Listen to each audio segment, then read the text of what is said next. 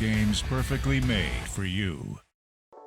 In-store and online, StruckTube is your destination to discover a full range of modern furniture at exceptionally low prices. Take advantage now of our free delivery with any purchase over $299. StruckTube. Low prices, amazing styles. The Conservatives want to waste $10 billion on a new road that would save drivers only 30 seconds a trip. $10 billion for 60 kilometers. And all of it to line the pockets of a few rich Conservative donors. Our Liberal plan will cancel that highway and invest in local public education instead. We're going to upgrade our rundown schools and get new ventilation systems underway by September 1st. Because Ontario has to work for you. Turn your bedroom into a dream with StruckTube.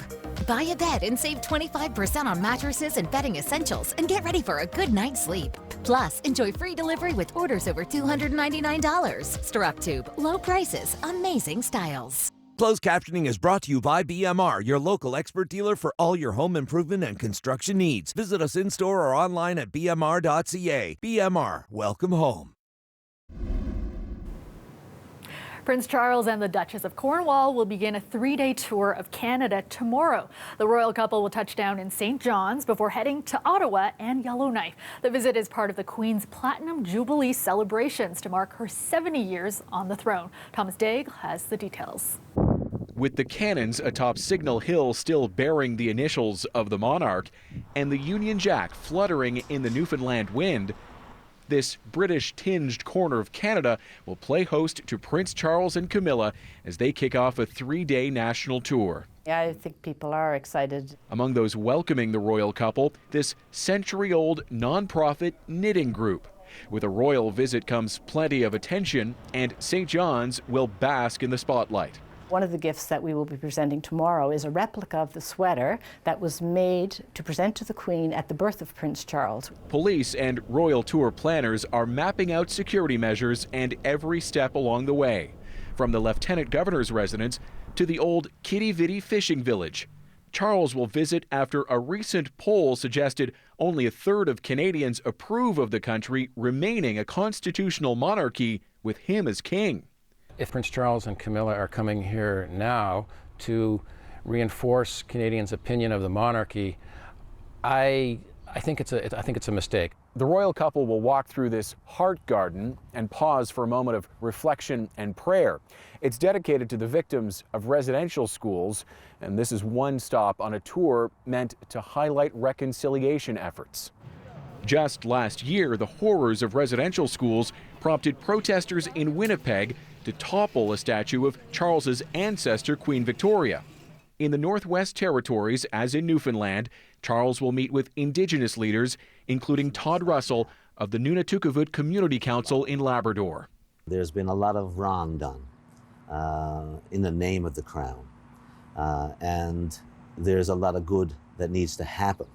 More than 500 years after Henry VII sent men to these shores, the future king will seek to address wrongs of the past. Thomas Daigle, CBC News, St. John's. And that's our show for you tonight. Thanks for joining us. I will have your next local news tonight at 11 after the National, and the leadership debate starts right now.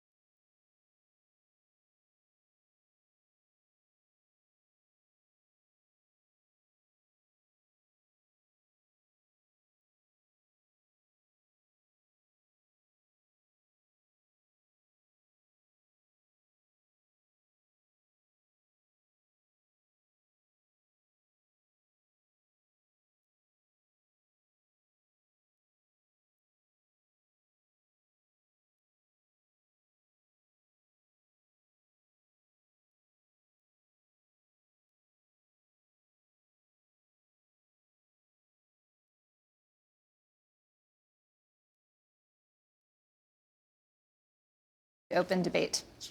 The cost of building the proposed Highway 413 running through the Peel, York, and Halton regions is pegged at $10 billion. Is building a new highway the best way to spend $10 billion? And Mr. Schreiner, you can begin. Absolutely no. The $10 billion for the Highway 413 is fiscally irresponsible. It's a climate disaster. It will pave over 2,000 acres of farmland. Mr. Ford, do you understand the food and farming sector contributes $50 billion to Ontario's economy and over 800,000 jobs? Why would you put those jobs and that prosperity at risk to save commuters 30 seconds? We need affordable homes, not long, soul-crushing, expensive commutes. We should not be forcing families to drive until they qualify for a mortgage. Let's build livable, affordable, connected communities where people can live, work, and play close to home and close to the people they love. Thank you very much. Mr. Del Duca.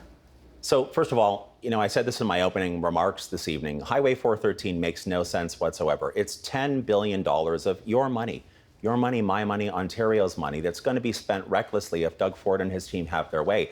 It's not going to help you at all. It's actually going to make some of his richest political donors even richer. I'm the only person on this stage tonight whose community is directly impacted because this proposed highway will run through parts of my hometown of Vaughan.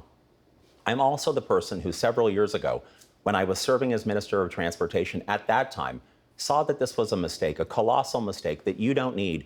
I stopped it the first time. Doug Ford and his team brought it back for the wrong reason.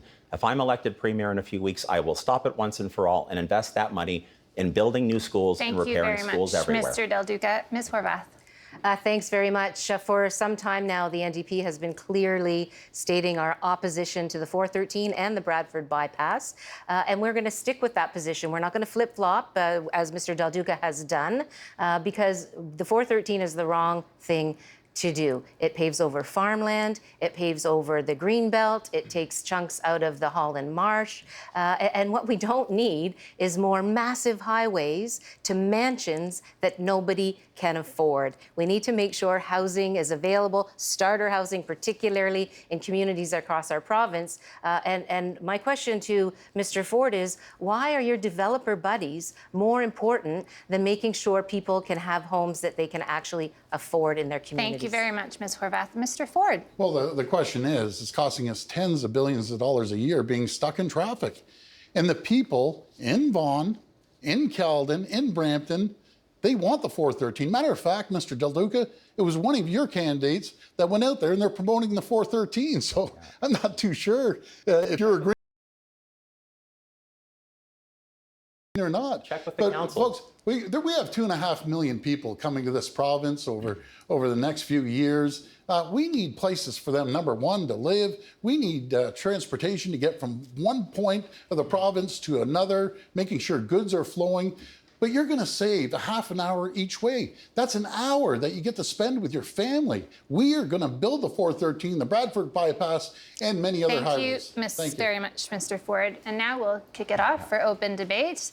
And perhaps this would be a good time to talk about housing affordability as well. Mr. Del Duca, you get the first word. Sure, fantastic. Thanks so much. So a couple of things. One is I'm not sure where Ms. Horvath got the issue regarding flip-flopping. I've been very clear on this since my time as Minister of Transportation all the way through. Here's an interesting thing Mr. Ford likes to ignore. Most of the municipal councils in the affected communities have now changed their position on his reckless highway. I'll also point out that the independent panel that I struck to review that highway many years ago actually reported, as Mr. Schreiner said earlier, that only a small handful of commuters would save literally seconds. Here's what an Ontario Liberal government will do with your money, those $10 billion. We're going to build 200 new schools across this province and repair 4,500 others. We're going to make sure that windows in your kids' classroom can open and close. Del Duca, we're going to make sure that the air that your kids breathe, my kids and your kids breathe, the air that your kids and my kids, Mr. Del Duca, respectfully, if I could just finish my sentence, the school backlog of repairs was $15.8 billion. We're going to build 200 new schools and 4,500 schools that will be repaired. And I'll also just point out, as has been said by others so far, that we have a plan to slash transit fares down to $1. That's going to take an estimated 400,000 cars off our roads, a much better investment for you at home than Doug Ford's reckless Highway 413. So Okay, I'd thank like you. to talk Yes. a little bit about rent controls. I think that was your question, was it not? About rent controls? Housing affordability. Housing affordability. Well, so here we are in 2022, and rent controls came off under the Harris government. And then, of course, unfortunately and disappointingly, 15 years in office, and the Liberals didn't choose to bring them back. We did. And now we see what's happening. We have a situation where renters are getting increases of like 30 and 40%. How can anybody be expected to come up with that kind of money? So yes, rent controls will come back under an NDP government. They should have never been taken off, nor should it have been a status quo with the Liberal government. But there's more to it than that. There are everyday expenses that people need to be able to afford, and people need a wage that you can pay the bills on. Mr. Ford took $6,000 out of minimum wage workers' pockets, and now he has Bill 124, a low-wage policy that not only affects workers in the public sector, but now it's spreading into the private sector. And people are on strike for good wages because Mr. Ford's buddies figured out that he's setting a stage for a low-wage economy. And so we have LiUNA on strike. We have carpenters on strike. We have drywallers on strike. Let Mr. Ford come in because he wanted to address your point. Economy, Mr. Ford. You know something, I appreciate your comments, but they're totally inaccurate. We're the only government. We had more housing starts than we've ever seen in 30 years. We've had more rental starts than we've ever seen in 30 years. You know, Ms. Horvath and Mr. Del Duca and Mr. Schreiner, I'm the only one that wants to build. Story. There isn't any building or any building development that you aren't against. The question is, who do you want to build for? Absolutely. You don't want to build for hardworking families in this province. You want to line the pockets of your political donors. You want to talk about the hardworking men and women that build? Let him finish. You know, Ms. Horvath, for years, the union supported you. Well, guess what? The Boilermakers don't support you. LiUNA doesn't support you anymore, and the electrical workers don't support you. You've lost touch. You're out of touch with the hardworking men and women. I think you need to look in the mirror, Mr. Ford. When the trade unions are supporting us for the first time, they know we're going to get it done, and we're going to spend money on infrastructure. That's why they're supporting us. They don't believe in you any longer. In it for his I think I need a little time here. Mr. Ford says he wants to build. His own budget predicts that housing starts this year will actually be 13,000 homes less than last year. Exactly. What he wants to build is he wants to build a fiscally and environmentally reckless highway. Not only is this highway 413 and Bradford bypass bad enough, but then he rerouted the highway just to be able to support a few additional land speculators who are going to get even wealthier off of this highway, putting it through a more even reckless environmentally path. The Bradford bypass.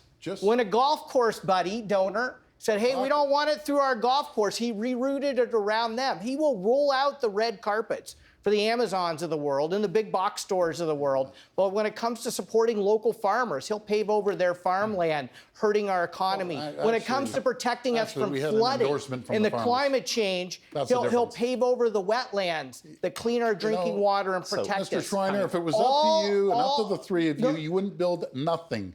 You would rather protest. I'd build transit. I'd build housing. I'd get the roads built. I'd build public infrastructure. I'd build schools. I just want to be clear. I'd build hospitals. I just want to be clear. I want to be clear about something here this evening. 4 years ago, Doug Ford stood on a stage like this one. He looked into the camera and he said to the people of Ontario, if elected premier, he would make it cheaper and easier for you to buy a home. And since that point in time, the cost of a house in Ontario has climbed by nearly $500,000. The Ontario Liberal plan will build 1.5 million new homes, all forms of housing, right across this province over 10 years. We will bring back real rent control in this province to help renters. We're going to make sure that surplus provincial land gets unlocked, and everything that we sell on those lands will go to first-time home buyers who Doug Ford has abandoned for 4 straight years. Mr. Del Duca, you say you want to make it affordable. You want to hike up the toll roads, which you did. You want to hike up the gas taxes. You're 100% with the carbon tax, which will be another 10 cents, which is a major issue. And you want to bring back the license plate stickers. Thank you very much. We're going to cut it off there. Thank you very much. Nobody can understand you when you're all talking at the same time. We're going to change topics. Healthcare. As you know, health is the largest chunk of the Ontario provincial budget. Yet, patients continue to endure very long wait times. There are calls for more doctors, for more nurses, for more hospitals. How will you meet these needs? And are you opposed to the expansion of for-profit private healthcare delivery? Again, you have 45 seconds, and Mr. Del Duca, we'll begin with you. Well, I suspect, like most Ontarians, I was shocked back in February when Doug Ford's hand-picked health minister said that his government would actually relieve the surgical and diagnostic backlog, which is at an epic level right now, by inviting the private sector, private hospitals. Those were the words that she used to come in and help clear the surgical backlog. An Ontario Liberal government will focus on building up public health care. We'll clear the surgical and diagnostic backlog within 2 years by investing $1 billion in new money to make sure that our operating rooms are running 24/7 and on weekends and evenings, that MRIs and CT scans are also boosted. We're going to bring 100,000 new healthcare workers online within 6 years, and we're going to do it within the public system by scrapping Bill 124 and truly valuing our frontline healthcare workers. Thank you very much. Ms. Horvath. Thanks, Althea. You know, the backlogs in surgeries are really hurting people. I met a woman not too long ago who has a knee surgery. She has to have both her knees done, and she's on a long wait list. And she's at the point she can't even go up and down her stairs anymore. And now she's looking to see whether she can afford to buy a new home in this housing market. We do need to clear those surgical backlogs, but we know that our hospitals were on their knees prior to even Mr. Ford taking office. But then he started cutting in healthcare the minute he got elected, and then we had COVID. But privatization is not the answer. And New Democrats have always stood against privatization, notwithstanding that both Liberals and Conservatives brought privatization to home care and long-term care. We'll take it out. Thank you very much. Mr. Schreiner. The key to expanding healthcare capacity in this province and addressing the real wait times that people are experiencing is to invest in people. Nursing vacancies have doubled over the last 2 years. We're now short about 30,000 nurses. And when they're overworked, underpaid, and disrespected by their government through wage freezes, it's hard to recruit and retain nurses. So let's end the wage freezes that are wage cuts. Let's actually invest in ensuring that we have publicly funded, publicly delivered health care. Let's put people before profits when it comes to long-term care. And let's ensure that mental health is health by funding the mental health system we need through OHIP. Thank you very much. Mr. Ford. Well, when we came into office, our healthcare system was broken. You know, it was on the brink. It was already stretched to the max. And we inherited hallway healthcare, very, very clear, and everyone knows it. Our hospitals were crumbling for decades from a lack of investment. Even your Minister of Health said you starved the healthcare system. You stopped talking to the doctors. You know, we have a great relationship with the doctors and right across all healthcare workers, but we're investing back into healthcare with record numbers. We're investing over $40 billion in new hospitals, 50 projects right across every single region. We're hiring 8,000. We've already hired 8,600 Mr. Ford, healthcare I'm sorry, workers. I'm going to have to cut you off, but you can continue talking about your record in the face-to-face.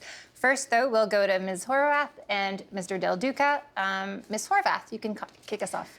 Thanks so much. There's no doubt that our healthcare system is in a shambles, but it is that way because of years of squeezing hospitals by the Liberal government, and people deserved better than that. The hospitals were on their knees when COVID hit. The Liberal government gave us hallway medicine, but of course, Doug Ford's cuts just hurt more. They make things worse and not better. That's why we need to invest in our hospitals. We need to scrap Bill 124, make sure that we're respecting those healthcare workers who we call heroes and then we treat like dirt, Mr. Ford. So we need to do that. We also need to get internationally accredited nurses and doctors on the front lines on our healthcare system. I met a doctor not too long ago. She lives in she lives in Fort Erie, and she's accredited from somewhere else, from another part of the world. And in Ontario, in Fort Erie, she cannot practice as a doctor every day. She crosses the border to Buffalo and works as a doctor. So we need to fix a broken system that's been broken for a very long time, get people return and recruit and retain healthcare workers, treat them with respect, get rid of Bill 124, scrap Doug Ford's low-wage policy, and really start providing the kind of services that people need. With more funding, 24/7, we can clear the backlog of procedures. So, look, there's no doubt about the fact that there is a really, really brutal backlog that we have both in surgeries and diagnostics in this province right now. When I said in my opening remarks tonight, people are still struggling. That's why it's so important that there's a forward-looking and fully costed plan that will address those needs. This is not an abstract talking point for me. You know, a couple of years ago, respectfully, Ms. Horwath, a couple of years ago, my mom fell and broke her hip. And I have to tell you, though she got good care at the local hospital in York Region, it was so tough for our family and for her to navigate that system. It's only gotten worse over the past couple of years, talking about the surgical and diagnostic backlog. That's why the Ontario Liberal plan will invest $1 billion over 2 years so that we have MRIs and CT scans that are running full tilt, so that we have operating rooms that are operating on weekends, evenings, all the way through to clear that backlog. Because right now, if you need prostate surgery in this province, only 30% are able to get it on time. That's not good enough in a province like ours. We have to repeal Bill 124 for all kinds of procedures. Again, Ms. Horwath, respectfully, we're not here tonight to fight the 2018 election all over again. You'd love to leave all that stuff in the rear view. There are new challenges facing people. You left a wreck behind you, and you have to step up and take some responsibility for that, Mr. Del Duca. There are new challenges facing Where were you when all these decisions were being made? Were you out getting a coffee at the cabinet table? Respectfully, there are new challenges facing Ontario because of how the Ford Conservatives walked away from their responsibility. I would rather that we would find a creative way to repeal Bill 124 to make sure internationally educated nurses and doctors are brought online. I'm sorry. No problem. We're going to give Mr. Ford and Mr. Schreiner a chance to debate now. Mr. Ford, you may begin. Well, as we're building the healthcare system and hiring thousands of doctors and nurses and PSWs, Mr. Del Duca, propped it up by the NDP and Ms. Horwath, you fired 1,600 nurses. Why is we're hiring thousands. Mr. Del Duca. Why is it private education and private healthcare with you all the time? I know the truth really hurts, but you fired 1,600 nurses. Every region of this province, is getting a new hospital. There's 50 new projects happening right across this province. Yeah. We're also paying for the nurses' tuition fees and for their books if they serve in underserved areas. We're taking care of them. We made sure the nurses got a $5,000 retention pay, which is, on the average, 7.6% increase. We've given the PSWs $3 permanent increase. And that far exceeds what your government did, Mr. Del Duca, propped up by the NDP. We're building, we are actually building the healthcare system that we need for the future and hiring more nurses. We have 720 doctors coming online. That takes care of 750,000 patients. We're building a med school out in Brampton. We haven't seen a med school in decades, but we're building a med school to make sure that we get more doctors into the hospitals. Forgetting about the Northern Ontario Mr. Del Duca, you had your chance. Let's bring in Mr. Schreiner. Mr. Ford, have you talked to a nurse lately? Exactly. Have you talked to a nurse about how disrespected they feel? How overworked and underpaid and underappreciated they are? How insulted they feel being called heroes and then essentially having their wages cut by having them frozen? Mr. Ford, if you want to build capacity in our healthcare system, you have to make sure you invest in the people who deliver that care. And nurses are the backbone. They deserve to have Bill 124 gone. They deserve to have the opportunity to negotiate fair wages and fair benefits. You know, even their mental health care benefits were frozen because their entire benefit package was frozen. Have you looked somebody in the eye who lost a loved one in long-term care and explained to them that $171 million of money drained out of our long-term care system into the private pockets of shareholders at a time when people were scrambling for PPE, when seniors were trying to get access to vaccines, when PSWs were desperate to have a little bit of support to care for people and save their lives? We are better than this as a province. We can put people and care before profits. That's what it means to have a publicly funded, publicly delivered, public healthcare system. Care, people first. Do you want to have 5 seconds Well, left I to have 5 respond? seconds to respond. I don't know where you're getting your figures. We're building new hospitals. They want to work in a clean environment. There's hospitals that were 80 years old that were crumbling. They want to work in a clean environment, and we're building the hospitals You need to make people sure to they're work in taken those care of. hospitals. Thank you Mr. very Ford. much. Thanks Nurses, to all of you representatives to work in the hospital. Thank you. Leaders, let's continue on the theme of healthcare here. And I want to ask you what the most important lesson you learned was as it relates to healthcare during the pandemic, which would improve things going forward now that you have that knowledge. We have brief opening statements and then four-way debate. Mr. Ford, you get the first kick at this. Well, I'm going to answer your question straight up. That was the most challenging time of my entire life as Premier. And I don't wish that on any Premier or any administration in the future, as we inherited an absolute broken system in long-term care from multiple governments. It was a challenge. Did we get everything right? No, we didn't get everything right. But I'll tell you, every decision I made was with the best intention, with the best medical advice I could get at the time. But we're going to fix the system. We're fixing it right now until no other Premier, no other administration has to go through what we had to go through. You know, there were challenging times, but I'll tell you, I'll make sure that never happens again, ever. Thanks, Mr. Ford. Mr. Schreiner. We need to make sure that we're adequately prepared for the next crisis, whether that crisis is a pandemic, whether it's the climate emergency, whether it's some unknown crisis that's bearing down on us. And that means investing in people, making sure our care providers are adequately and fairly compensated. It's making sure that the most vulnerable are protected. You know, one of the reasons so many doctors say that we should be writing prescriptions for people for them to access housing or food is because the most vulnerable who don't have access to housing or food actually put the most pressure on our healthcare system and bore a disproportionate burden during the pandemic. We need to invest in them. Thanks, Mr. Schreiner. Mr. Del Duca, you're up. I think the most important lesson that every leader should have learned during COVID, in particular in healthcare, is that you have to follow the science. You do have to listen to the medical evidence, especially when you're dealing with a public health crisis. Now, everybody watching at home knows that in February 2021, when the science table told the Ford Conservatives don't reopen so rapidly, and they ignored it, that made subsequent waves of COVID dramatically worse for Ontario families. And then when he scrambled, he decided he wanted to close playgrounds and give police more powers for carding that bore no relation whatsoever to the challenge that we faced. Yes, we need to get to the bottom of why this province wasn't prepared for sure, but the way to go forward in a responsible and thoughtful way when you're dealing with healthcare crises is to listen to the science and follow it in a thoughtful way. Andrea Horvath, your time.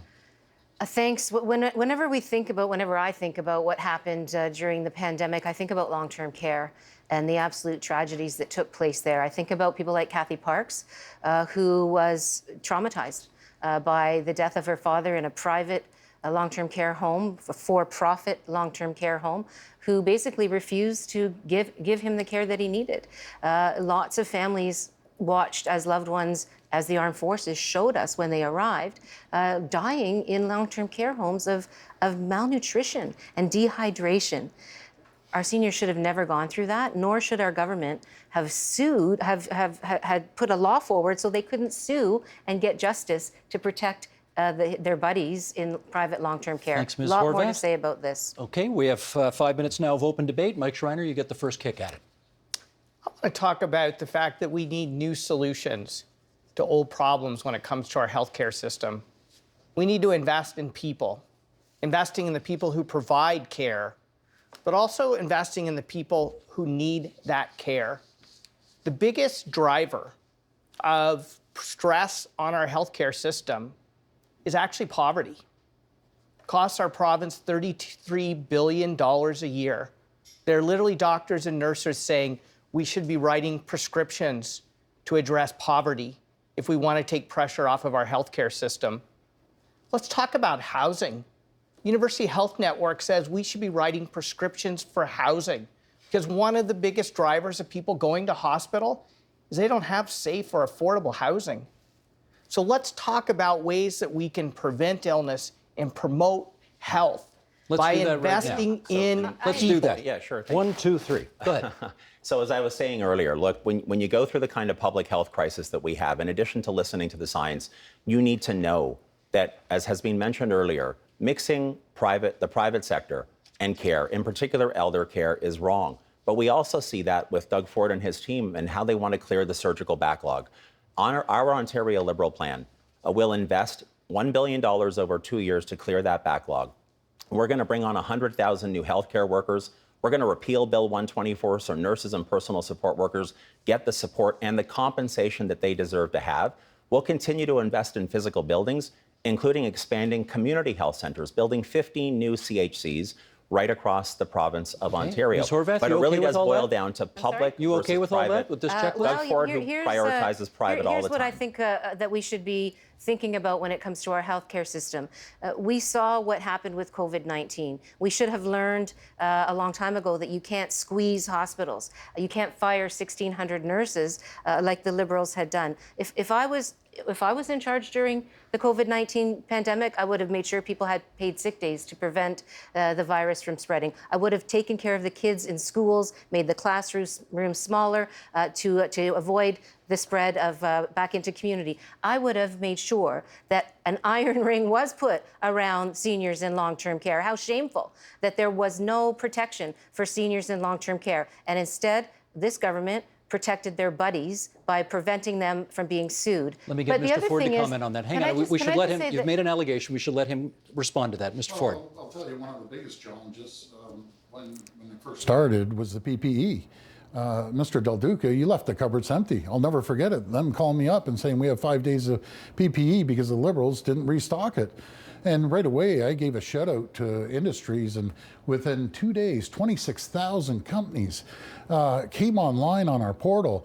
And now we'll never rely on any other jurisdiction, any other country in the world for PPE. 3M is manufacturing millions and millions of N95 masks. We have surgical masks, we have gowns, we have face shields. Okay. We have everything that Stephen will Del never Duca. have to be in that position Quick comment here. Hang on. in Medline. Stephen Del Duca first. Stephen Del Duca. There was a criticism there. Look, there's no doubt in my mind the people of Ontario have an exceptional capacity to rise to the occasion of a challenge. But I want to understand better. I think people at home do as well. Why, when the science table told you in February 2021 to not reopen so rapidly, why did you choose to do so? And then why did you tell little kids like my own daughters that they couldn't go to playgrounds and that police should have more power to trample on charter rights indiscriminately? Why was that your solution in the midst of that moment of crisis? Why? Why then? Why Mr. then? Del Duca, as I said earlier on, folks, was everything perfect? No, it wasn't perfect. But if there was an issue, I'll get up there. I made the change. I apologize. But Playgrounds and let's police. just talk about that Playgrounds for a minute, and police. Mr. Del Duca. For 2.5 years, literally 24/7, I was working on this pandemic. It's easy to sit back from the sidelines when you didn't have to make the tough decisions that I had to make and criticize.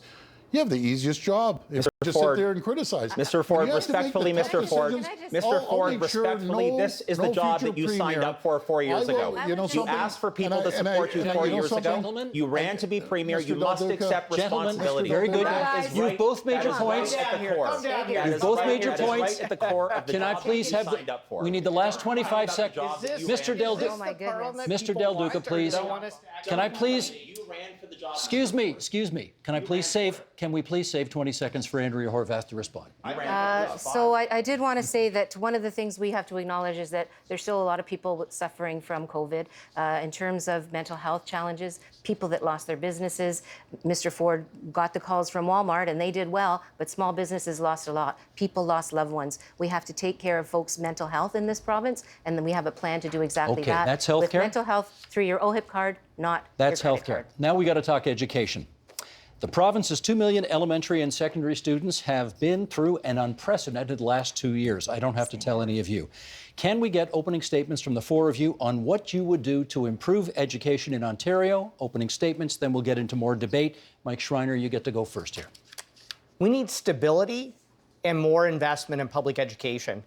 I mean, our students have been through 2 tough years with the pandemic. But I want to remind everyone it's actually been 3 years of instability, because the year prior to the pandemic, Thank goodness students and educators fought back against Mr. Ford's efforts to increase class sizes and bring on mandatory learning. If the last 2 years have ever taught us anything, it's we need lower class sizes and no mandatory online learning.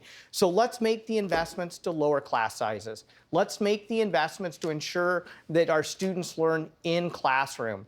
And let's make the investments to deal with the repair backlog. Mr. Ford wants to build a highway. Greens want to fix Schreiner, schools. that's time. Doug Ford, your chance is next. Well, the purpose of our education system to make sure we prepare the kids for the jobs when they get out of school, jobs of the future. And we changed the curriculum to make sure that we focused on financial literacy until kids can understand how to create a budget, how to look at a mortgage. You know, we need real life and job skills when they get out until they have the upper hand. They have the best jobs and the best ability to go out there and fill those jobs. We're short 338,000 jobs right now because we've created the environment for the economy to be thriving right now. But we want to make sure that the kids understand the opportunities out there. And again, no matter if it's coding, mathematics, engineering, Okay, Mr. that's Ford, what we're focusing. More time to Jobs discuss in a moment. Mr. Del Duca, your time. There is perhaps no other place where Mr. Ford's record has been more appalling than in publicly funded education. This is not spin. This is not some sort of script that he's reading that someone else wrote for him. This hits my household directly because my daughters attend publicly funded schools in our home community. The Ontario Liberal plan will bring back an optional grade 13. We're going to shrink class sizes to 20 for elementary and secondary, hiring 10,000 new teachers to make that happen. We are going to cancel Highway 413, as we said from day one. We're going to invest that in repairing and building new schools. 5,000 new special education professionals to help every child, yours and mine, be set up for success. Doug Ford does not value publicly funded education. Ontario Liberals do. Thanks, Mr. Del Duca. Andrea Horvath. Thanks very much, Steve. You know, the pandemic certainly was hard on kids and schools. I agree with what Mr. Schreiner has said. But let's face it, there were cuts to education before the pandemic hit. Mr. Ford was firing 10,000 teachers to the point it was so awful that kids were actually protesting outside of their own schools. There were 20,000 kids on the lawns of Queen's Park to try to save their public education system from this premier. And kids deserve so much better than that. What we've seen, of course, since COVID is a doubling down on the lack of commitment to public education. Kids are in classrooms with mittens on and coats in the wintertime. There's a repair backlog. We have to address all of those things and make sure our class sizes are smaller. Thank you very much. Now we do one-on-one. This is Stephen Del Duca and Mike Schreiner's turn. So, gentlemen, over to you. You get the first word. So, as I was saying just a moment ago, you know, when I think about what's taken place in my own household over the past 2 years, as my daughters, who are in grade 9 and grade 5, have struggled, like kids right across this province, forced to learn through screens. By the way, as was pointed out a second ago, Mr. Ford wants to continue with mandatory online learning. Ontario Liberals will get rid of that. They were isolated from their friends. Their teachers, their frontline education workers were not supported. And as has been pointed out, this unraveling and undermining by the Ford Conservatives of public education started shortly after taking office. And why? Why? Because time and time and time again, the Conservatives, including this version, under Doug Ford, want to emphasize private over public. Think about this for a moment. When schools like the school that my daughters attend were looking for rapid tests during COVID, we learned, as many public schools struggled to get those tests, that thousands of private schools were getting them with help from this government. That tells you all you need to know. Whether it's private hospitals or private schools, the Ford Conservatives cannot help themselves. Let's hear from Mike Schreiner. They want to privatize and put you and your families at risk. Mr. Del Duca, let's hear from Mike Schreiner. Yeah, absolutely. They want to put you and your families at risk. And the question is, you know, what have we learned from COVID? And I'm going to ask Mr. Del Duca what he's learned from when the last Liberal government was in power. The repair backlog got worse. Matter of fact, it got billions of dollars worse. 227 schools were closed, mostly in rural communities. And many of those communities, the school was like the lifeblood of the community, especially in those single school communities. Teachers' bargaining rights were taken away. They took the government to court and won. And so I'm wondering, Mr. Del Duca, have you learned from what the last Liberal government did to public education in Ontario. In So the same way we need to I'd be happy to learn, respond. in the same way we need, give me a second, please. In the same way we need to learn from the pandemic, I believe the Liberals need to learn from the lack of investment they made in public education the last time they were in power. Mr. Del Duca. Very proud to respond to this particular question again, because this one hits home for me. Again, I'm not talking in an abstract way. This is not a key message for me or a script written by someone else. This is literally about Talia and Grace, my daughters, and the 2 million kids who attend publicly funded schools across Ontario. I think Mr. Schreiner and I, we share a lot in common on public education. Can I just say, in 2018, when Liberals left office, there were actually more public schools in the province of Ontario than there were in 2003 when Liberals first came to office. Regardless, because I'm not here to fight the 2018 election over again, because kids like mine face new challenges in this province. That's why Ontario Liberals will cap class sizes, bring back the optional grade 13, save 15 seconds and repair schools by canceling 15 Highway seconds for 413. Mike Schreiner, please. Yeah, the Ontario Greens will invest in public education. We will make the investments needed so your children thrive in public schools. All right. Thank you, gentlemen. We have our second one-on-one now, and it's Doug Ford against Andrea Horwath, or with Andrea Horwath, if you prefer. Mr. Ford, you get the first word. Well, we're going to invest in jobs of the future. As I said, there's nothing more than a parent wants than their kids to graduate, get a good paying jobs, and thriving sectors right across this province that they never had under the Liberals and NDP. The Liberals and NDP closed 600 schools.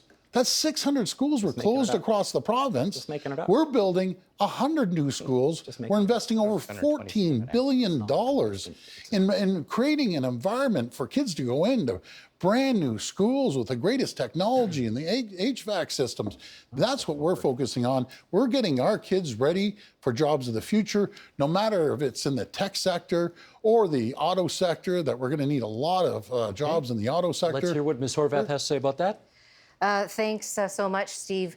One of the things that Mr. Ford refuses to acknowledge is the cuts and the chaos that he brought to our public education system. That's why we saw kids protesting at Queen's Park and outside of their schools. And now after COVID, we know that parents want quality, well-funded public education, not online learning that Mr. Ford can then privatize. We have parents who have told me stories, people have told me stories, that their kids have actually lost their spark, that their personalities have changed. So we need to get our class sizes smaller. We need more teachers. We need more supports in our schools to help those kids to get back to where they should be. We should be investing in public education because kids deserve to be able to find their gifts and excel and go on to build a great life in this province. Yes, there's one thing I agree with Mr. Ford. SHOP needs to be back in our schools, but it needs to be back in our public school system, not privatized so that your buddies can make some money off of it. Mr. Ford? Well, we've invested. I'm glad we're agreeing on skilled trades, even though any of the trade unions don't support Ms. Horwath because they don't believe in her. They don't believe in the Liberals. But we're investing $1 billion into the skilled trades, and we're starting in high school. It's absolutely critical that we get the kids involved at a very early age. And on the funding side, we're hiring 3,000 new teachers this year alone. We're increasing spending by $600 million, and we're up 9%. And we're up 9% from when the Liberals were in power.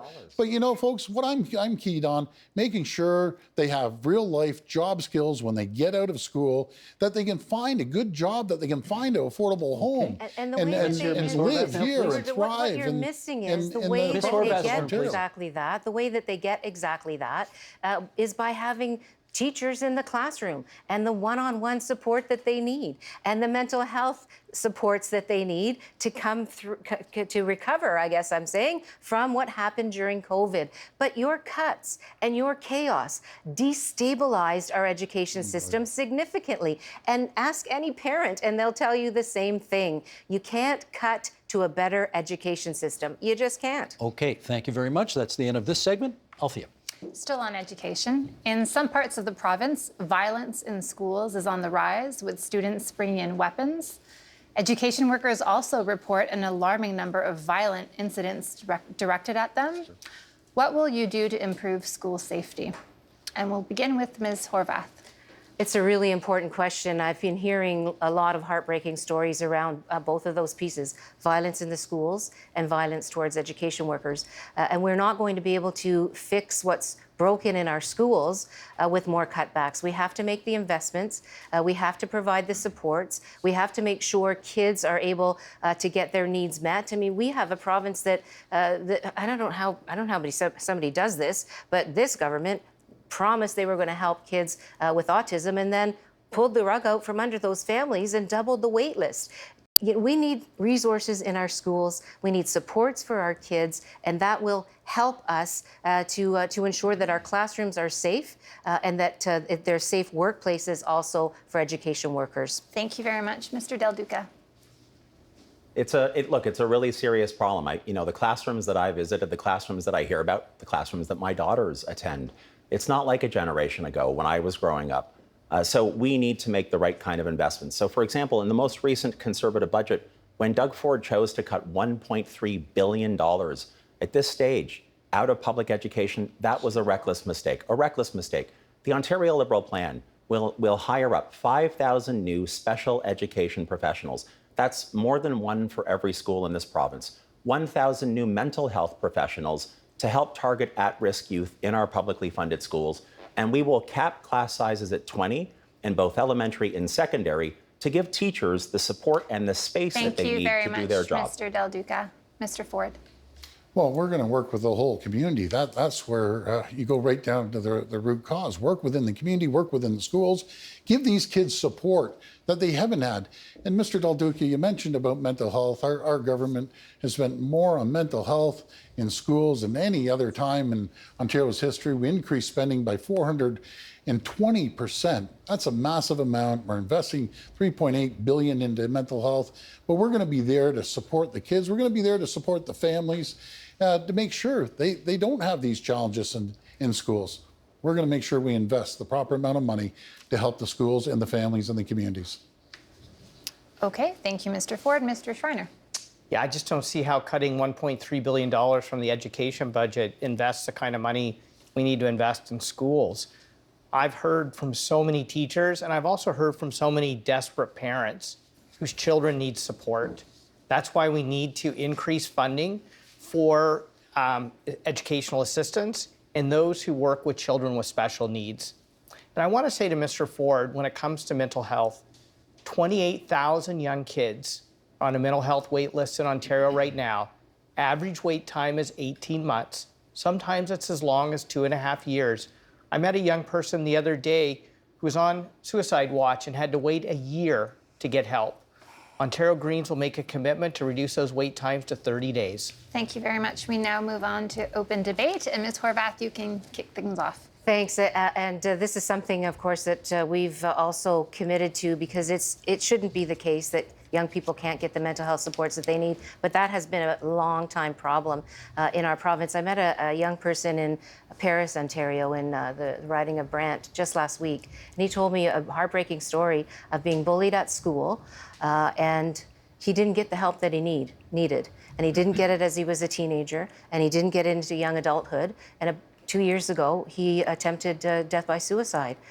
It was a heartbreaking story, and he talked to me about it because he wanted to be the voice of so many other having that kind of mental health pain, and we need to address it. We need to make sure that we realize that mental health pain is just as serious as physical health pain, which is why we have a plan to get mental health services covered through your OHIP card, as I mentioned earlier. But cuts to education, my question to Mr. Ford is, who cuts education during a global pandemic? Apparently, Mr. Ford thinks that that's okay to do, and I think the rest of us disagree. Let's give a chance to Mr. Ford to respond, and then the others. Well, I'll just cut to the numbers, folks. Go online and look at our budget, and you can read our budget. That we're actually, you'll find that they're misleading you. And you're going to find the facts are that we're spending 9% more, a $26 billion budget. We're actually investing $14 billion into new schools, and building 100 new schools. But we're geared on making sure that we're preparing the kids for jobs of the future, no matter if it's the tech sector, as I said, or the automotive sector, or every single sector out there is hiring. Because we've created the environment for the economy to thrive and prosper and grow. And when the economy thrives, prospers, and grows, so do communities. We're building new schools all over this province, folks. Thank you very much, Mr. Ford. Let's bring in Mr. Del Duca. Our kids out there to have the upper hand again, when they apply for jobs. I said just a moment ago that classrooms today are an awful lot different from what they were like when I was younger, and I know from what Mr. Ford was younger. But when I listened to him talk tonight, and I listened to him talk about education over the past 4 years, it begs the question whether or not he's actually spoken to a teacher or a student or a parent outside of photo ops in schools. Actually, I have. Because if you have, you will hear about anxiety, mental health challenges, that feeling of abandonment, because you have cut, because you have undermined. But let me just also talk about post-secondary, the other part of education where there are serious mental health challenges too. When Mr. Ford came to office, he made it dramatically less accessible and far less affordable for young students to go to college or university in this province. Horribly backward economic policy. And yet he's here tonight bragging like he deserves a medal or a pat on the back about supporting public education. Your record on public education, Mr. Ford, is an embarrassment, and you should be ashamed of yourself for what you have done to kids across this province, like mine and the hundreds of thousands of others that just want a premier who understands that you have a moral obligation to get public health care right, and you, sir, have failed this province. Mr. Ford, would you like to respond? And then we'll give Mr. Schreiner a chance. Well, I'd love to respond. You know, I'm proud of our record on education. Matter of fact, I think we have the best Minister of Education we've ever had. He's invested billions of dollars to make sure he's getting the kids ready for jobs of the future. Under your administration, they didn't have to worry about jobs because you ran every single job out of the province. The 300,000 jobs left under your watch. You want to talk about embarrassment? You destroyed this province in every area, no matter if the economy, hospitals, long-term care. You destroyed this province by the NDP. Thank you very much. Mr. Schreiner, please come in. If Mr. Ford's going to talk about the jobs of the future, then why is he so actively hostile about the jobs of the future? The bottom line is climate action is job action. Over the next decade, 65 million jobs will be created globally in the new climate economy, worth $26 trillion. Is Ontario going to lead that? Are we going to create those jobs? Or is Mr. Ford going to continue to be active hostile to them? For example, renewable energy. He canceled all the contracts. That's where most of the energy investment is going globally. Ontario can lead. When it comes to retrofitting our homes, he canceled all the programs to help people save money by saving energy, that we could ramp up jobs for people in the trades and building construction sectors. When it comes to supporting local food, he wants to pave over the farmland that's actually going to grow that local food. Let's invest in the jobs of tomorrow. The Ontario Greens have made a commitment. Free tuition for 60,000 young people to be trained up and receive apprenticeships in the fastest growing markets of the new climate economy. Thank you very much, Mr. Schreiner. Let's give the last word to Ms. Horvath. I'm glad that that we're talking. You brought it back to education and started talking about what we need to do there. Under this government, we've had the only university that had to close its doors because he didn't want to fund them. That's a pretty shameful thing. We know that this government doesn't support public education. They don't support our post-secondary education system, and we have kids that are having debt the size of mortgages from their education. We can fix that. Okay, thank you very much for this segment. We're moving on to the theme of leadership. In Ontario, across Canada and elsewhere, politics is becoming more divisive and confrontational. Hate crimes are rising. What should be done to address this? Why are you the leader to foster unity rather than division? Mr. Ford, we'll begin with you. Well, I think in the past couple of years, if it's taught us anything, is leadership matters. And you know, during the pandemic, I had to work with 444 mayors and wardens that we got along very well. I had to work with 12 other premiers and a federal government of all different political stripes. But we all worked together. No matter if it was the pandemic or building the largest subway system anywhere in the country, or actually building electric arc furnaces in the Sault Ste. Marie and Hamilton in your own backyard that both of you voted against. That's like taking 1 million cars off the road. But we worked with the federal government. We worked with them to create a thriving auto sector in all different areas, no matter if it was Windsor or Oshawa or Oakville. Mr. Ford, I'm sorry to cut you off, Ingersoll. but you're out of time. Okay. Mr. Schreiner, your turn.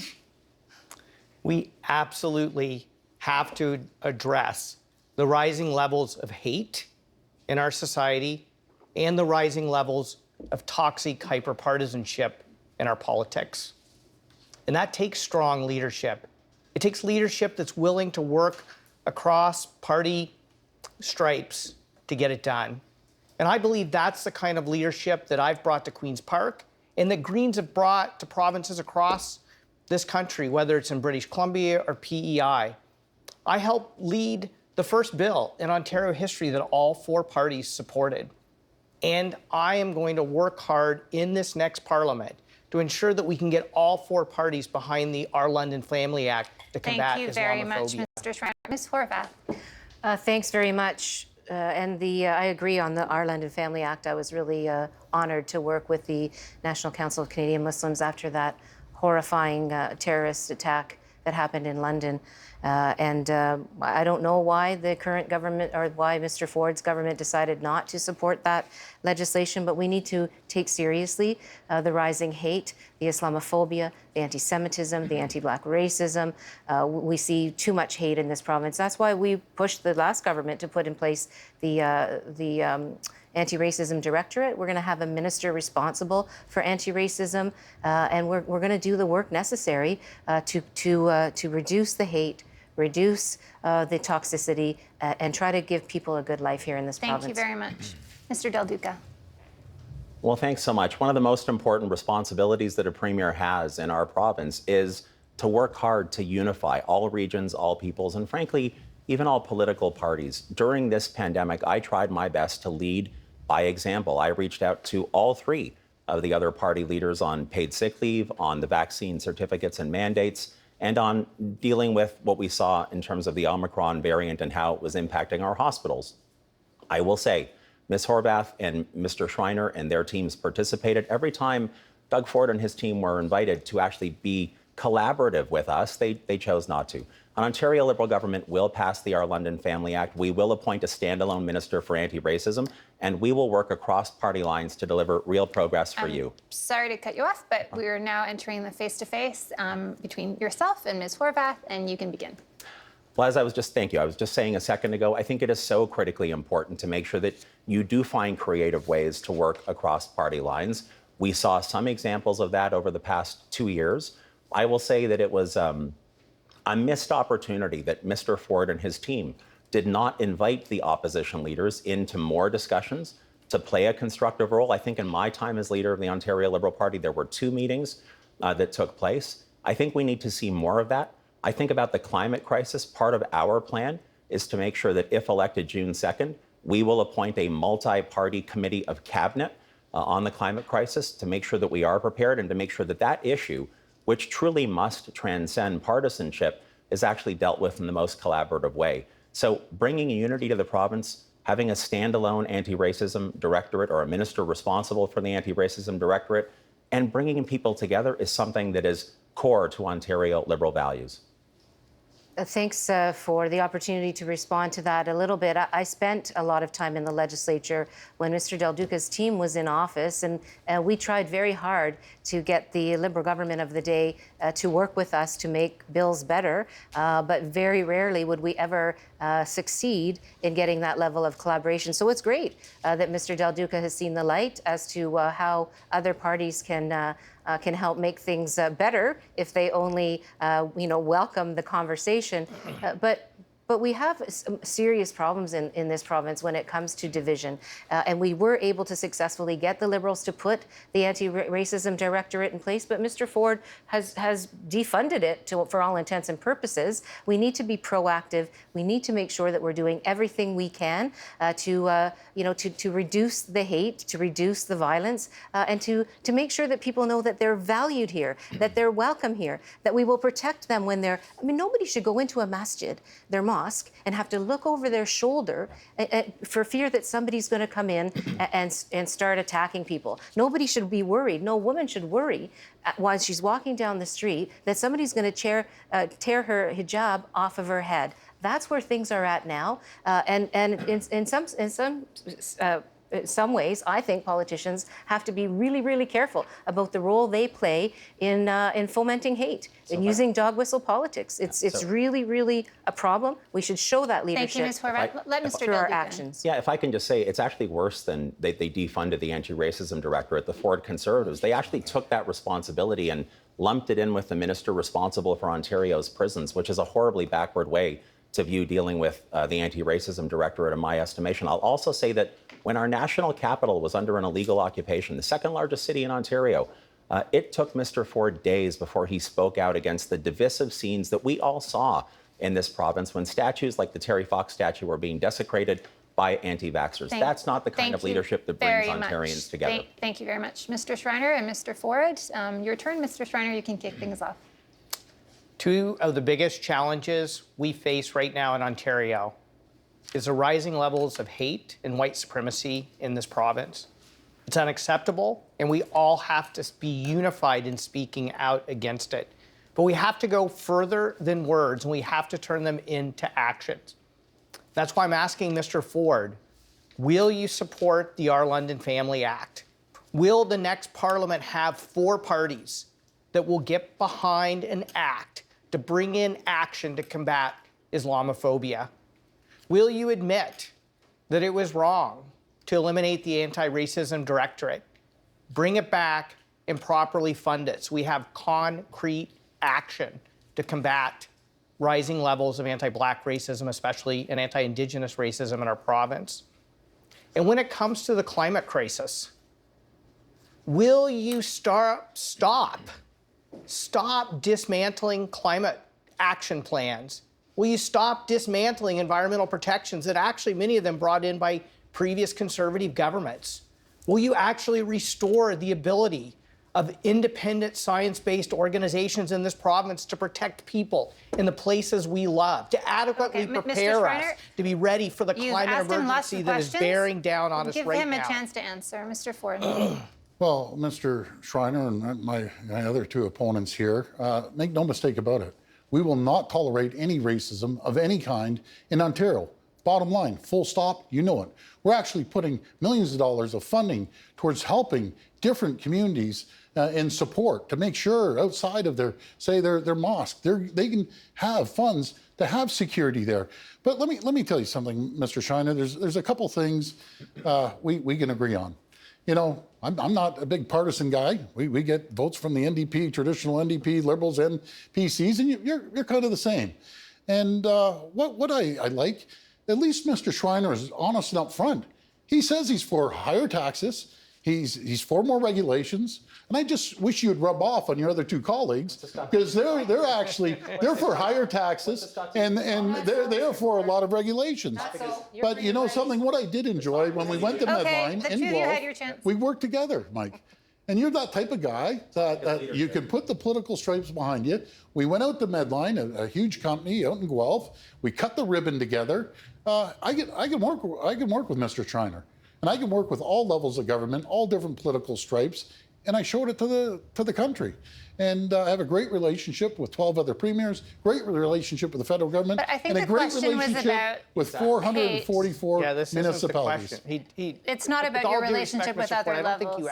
Sorry. But that's okay. That's your answer. And now Steve will take it. Okay. and under the rubric of leadership here, I know there are people watching us right now, and I want to come at this from a fiscal point of view. Because we've seen all your platforms, and you are all pledging to spend billions and billions more than what's coming into the Treasury in revenues in an extremely buoyant economic time. And my question, which I'm sure many people are wondering right now, is do any of you feel any obligation to be more prudent in your spending plans? Okay, 45 seconds each, then open debate. Andrea Horvath, you get to go first. Thanks very much. I want to let the people of Ontario know that we will not raise taxes on middle income and low income families because we know that you're hurting. But what we will do is be responsible with the government's treasury and make sure that we're putting in place the things, fixing the things that are broken. That's the best way to say it. Fixing the things that are broken in this province, the things that matter most to you, like our healthcare system, like our long-term care system, like our education system, making sure people have good jobs that pay the bills. These are things that people need to know that a government is there for them to address. I stand with everyday people before elections, during elections, and after elections, and I will continue to do that. Thanks, Ms. Horvath. Doug Ford, your turn now. Well, unlike the other three parties, I'm a strong believer in putting money back into people's pockets until they can go out and spend it and stir up the economy. There's 550,000 more people paying taxes now than they were under the Liberals and NDP. We'd lost 300,000 jobs. We want more companies to come here. As I said earlier, when companies come here, everyone thrives and prospers. There's an opportunity to get a job in every single sector. I am a strong believer of getting better jobs and bigger paychecks, and that's what's happening right now. We're invested record amounts in infrastructure, $157 billion. We believe in building roads and building highways, building schools and hospitals to continue to make Mr. sure Ford, that thank you. Ontario That's your time. thrives. Mike Schreiner, you're up next. The COVID pandemic revealed the cracks in the foundation of Ontario, particularly our systems of care, and we can't simply pave over those cracks. We actually have to fix them. That's why we have to invest in people and expanding hospital capacity and putting people before profits in long-term care and making sure that our education system is shored up. And so I won't raise taxes on low and middle income folks. Yeah, I'm going to ask wealthier people in this province to pay a bit more so we can have the funds to fix the foundation. And so we can prepare for the next crisis, which is the climate crisis. I mean, people in Kenora are being evacuated right now due to flooding. We're having all these extreme weather events. We have to be ready for them. Okay, Mr. Del Duca, you're up next. Well, thanks very much. Look, I said earlier tonight that this election is about a choice. Governing is also about choosing. The Ontario Liberal plan that we put out a number of days ago is fully costed. You can see that we use the same fiscal anchors that the Financial Accountability Officer used, that the Auditor General validated. We anticipate being able to responsibly balance Ontario's books by 2026. But here's the important caveat.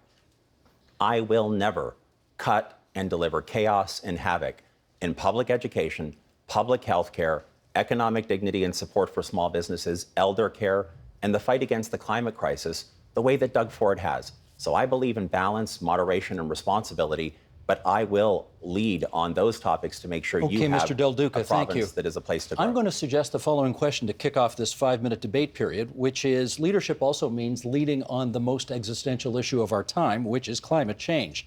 And Mr. Ford, why don't you start off this 5-minute period with, do you think you've done enough to fight climate change? Well, right now we're at 94% clean energy, but I'm never happy until we hit 100%. But what we're doing, we're investing billions of dollars into jobs, long-term jobs that people will be able to have an income. We're changing lives in Windsor and in Oshawa and right across this province by attracting $14 billion of investment into electric vehicles. We have critical minerals up in the north, be it the graphite and the cobalt and the nickel that's going to build these batteries. It's going to come down through the supply chain into Hamilton in your own backyard that you fought against, changing over from coal plant to electric arc furnace. You've made an allegation. Hang on. Along with Sault Ste. Marie, that's like taking 1 billion cars off the stand by. roads. You've made an allegation against her. We have to let her respond to it. Go ahead. Well, I think Mr. Ford just has a penchant for making stuff up again. That's what he does over and over and over. But this is the premier that basically had a tantrum and tore out EV charging stations when he first took office. He tore up green energy contracts when he took office. Now he's seen the light, perhaps. I somehow doubt it. But what I can say is that New Democrats have a very strong program. It's called the Green New Democratic Deal.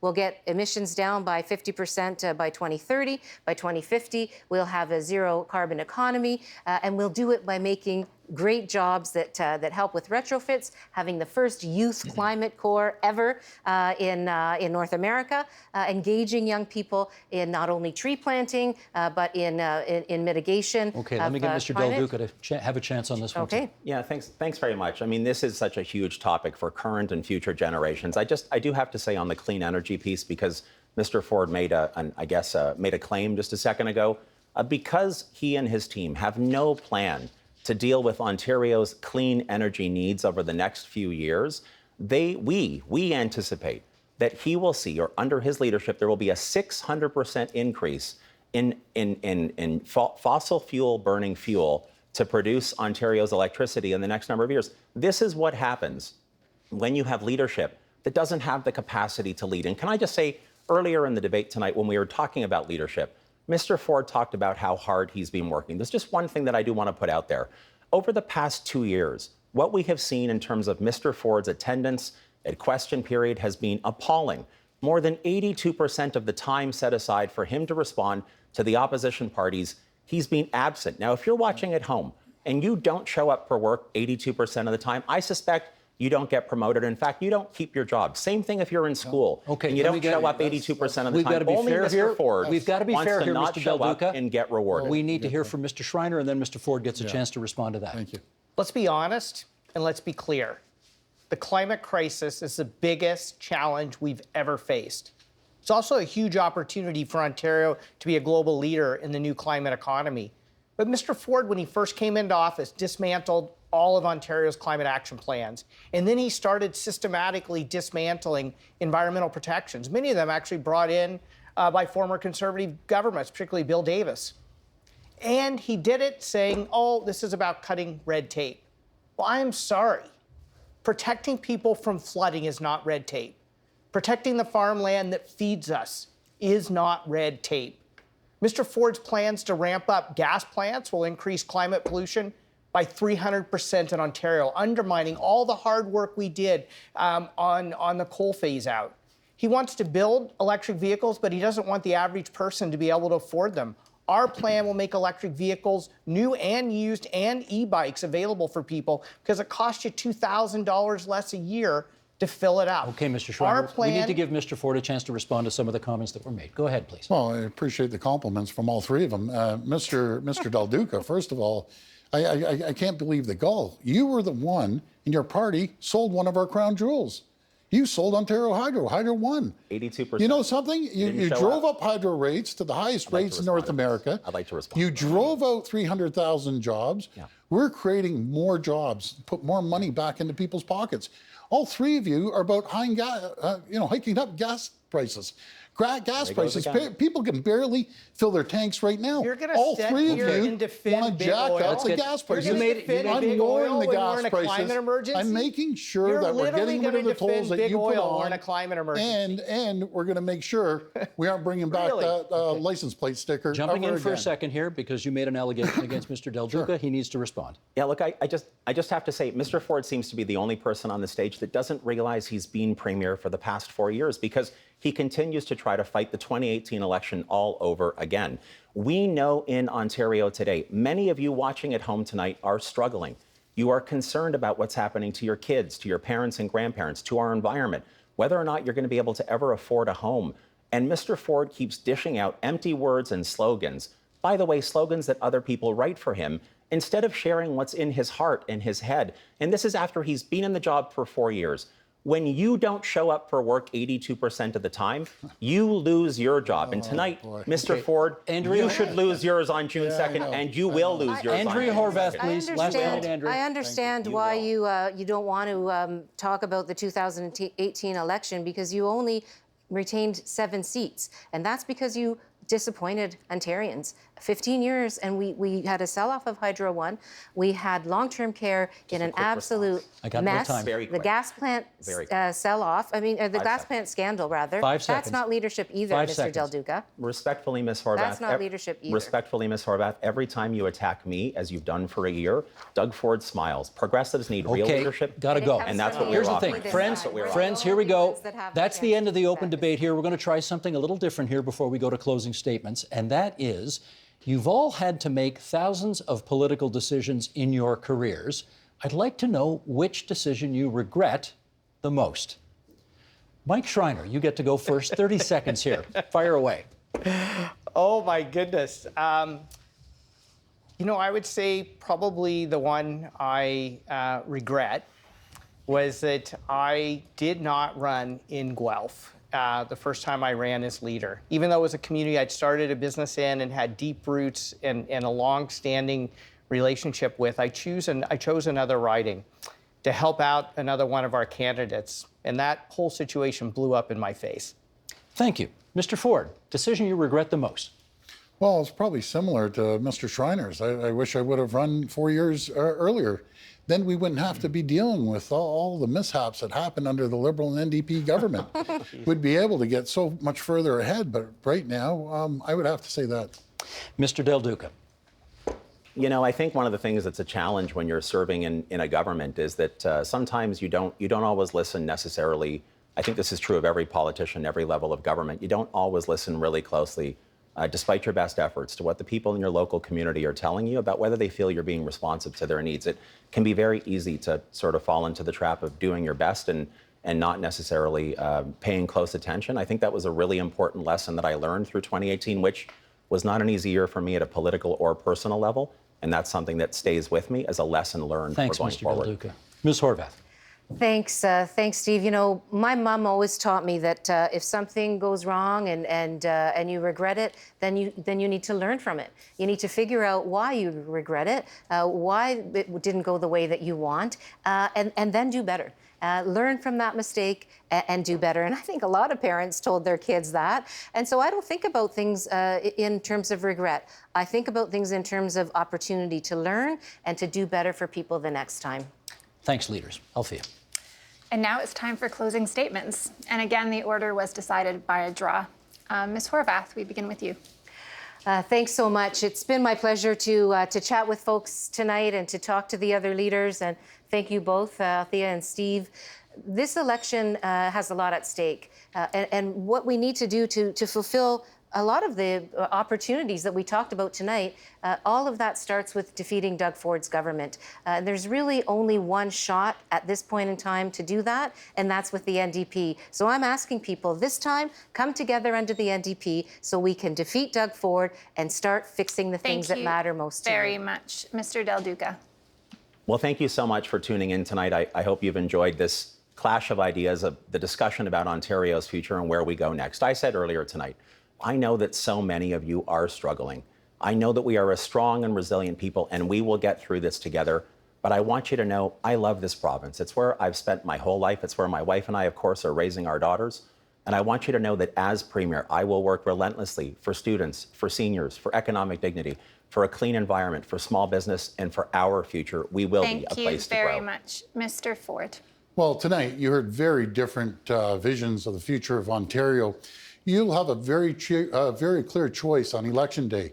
You can vote for any three of these parties, but I'll tell you, they're going to jack up your taxes like you've never seen, like they did before, and they're going to make life a lot more expensive. Or you can vote for the PCs that have a vision and have a plan to continue with prosperity throughout this whole province.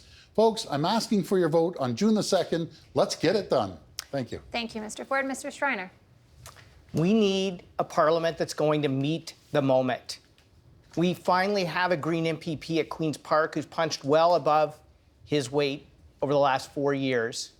And I need more Green MPPs from places like University Rosedale, Diane Sachs. By the way, Mr. Ford, you fired the wrong Environment Commissioner. I need people like Matt Richter in Parry Sound, Muskoka, because I wished I'd been there 4 years sooner. So we were more prepared for the crisis that's bearing down on us, the climate crisis. Mr. Schreiner, thank you very much. That is our time. Thank you very much, candidates. Doug Ford, Andrea Horvath, Stephen Del Duca, Mike Schreiner. And a reminder, there are 10 days of advance polls starting May 19th, plus Election Day itself on June the 2nd. Go to the Elections Ontario website for more information on where and how to vote. That's right. Please vote. And thanks, everybody, for watching, and good night. Thanks, Andrew. Good night, everybody. Out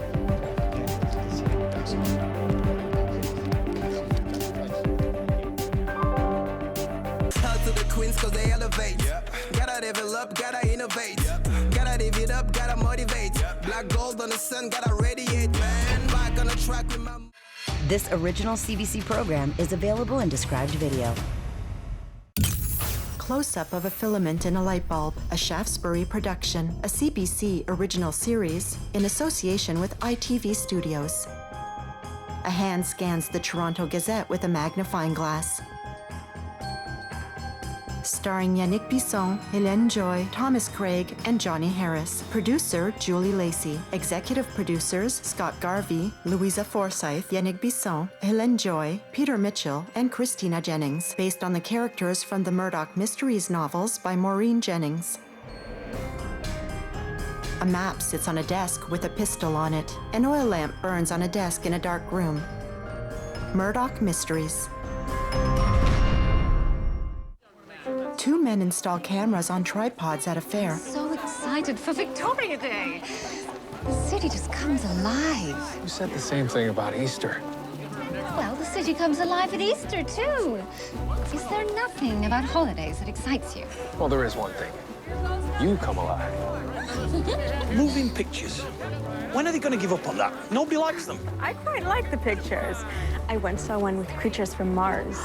Ooh. Oh, I hear there's going to be vaudeville tonight. Acts from all over. Now, that sounds all right. Know me? How lovely. Certainly. Thomas, isn't that inspector, the one whose wife has the glass eye? I think so. They're so charming. We should go say hello. Not right now, Margaret. Why not? I owe the inspector a few dollars. Excuse me, ladies. I need to have a word with Murdoch. Bracken Reed approaches Constable Higgins. Sir, you're just in time. I have an announcement. Spit it out then, Higgins. Ruth is with child. Oh, congratulations, Henry. Procreation. The human race is nothing if not relentless. That's marvelous. I didn't think you had it in you, Higgins. Congratulations. That's terrific, Henry, but shouldn't cigars and celebrations wait till the actual birth? I mean, not just at an announcement of something still months away. Well, who cares? We'll have cigars and celebrate every day. To Hieronymus Higgins Newsom. No, it's all wrong. Where did we find you, wet brains? Were you grown on a dirt farm? George, that's... Obie Stratford. Some fans of Vaud, I see. I hope you'll all be at the show tonight. I've got acts coming in from all over. Not to mention yours truly. Ah, look at this lovely lady. I tell you, the way the ladies dress in the big cities these days, woo-wee! I tell you, if styles keep advancing, I hope I live 5 years longer. Is that meant to be funny? I believe the joke lies in the incongruence of lasciviousness. Just enjoy it. Obie Stratford is the biggest star in vaudeville. That's right. And tonight, all the biggest stars will be gathered here, but none will shine as bright as Obie Stratford. Oh, what in God's name? A nude man falls through the canvas tent onto the stage. He lies face down and motionless. Murdoch does the sign of the cross. It would appear he fell out of that 4th-story window. Fell or jumped. Perhaps he wasn't a fan of vaudeville, like yourself? He was a vaudevillian, I'd wager. This is the hotel where I'm putting up all the acts. Oh, you knew him? No. Comics are a depressed lot. You put enough of us in the same place, one of us is bound to jump out a window. Detective, I think your line of questioning may need adjustment. Oh? What have you, Miss Hart? The man was dead before he fell. Cause of death? I can't be certain yet, but the presence of petechiae and what appears to be a metallic contact burn suggests electrocution. Murdoch and Dr. Ogden share a grave glance. Curious. Murdoch looks through the hole in the tent ceiling at a broken window of a building. I feel awful. I know in my head I'm glad for Higgins, but when he told us, I felt bad. He has something you hope to also have someday in your life. A moment of jealousy is perfectly normal, George. But did you feel the same? No. Honestly? Do you know me as a man prone to fabrications? I believe this is it. Murdoch enters the hotel room, followed by Crabtree. Suicide note. I can't take it anymore. Goodbye, written in block letters. Murdoch approaches the window and looks out while Crabtree enters the bathroom and inspects the tub. The bathtub is empty, but the mirror is still fogged, and there's wet towels on the floor. This lamp is broken. So, the man had a bath, either pulled the lamp in or it fell in somehow. Either way, he died of electrocution.